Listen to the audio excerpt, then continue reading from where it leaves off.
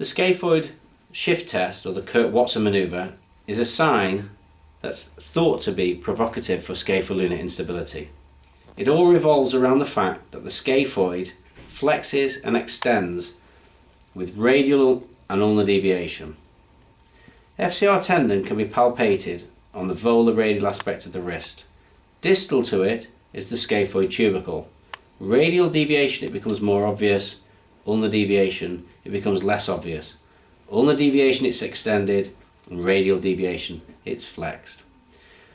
The scaphoid tubercle has to flex forwards in radial deviation because the radial styloid gets in the way and the scaphoid has to move out of the way. It can't physically abut against the radial styloid. So in the normal course of events, the radius styloid molds the scaphoid to flex forwards.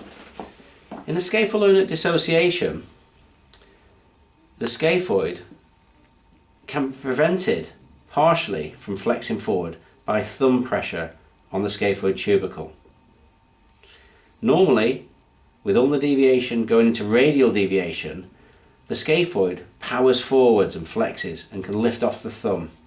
But in a scapholunate dissociation, the thumb can prevent the scaphoid from flexing forwards. The scaphoid has to go somewhere because it can't abut against the radial styloid, and what it does is it pops out of the back and causes discomfort on the dorsal aspect of the radius.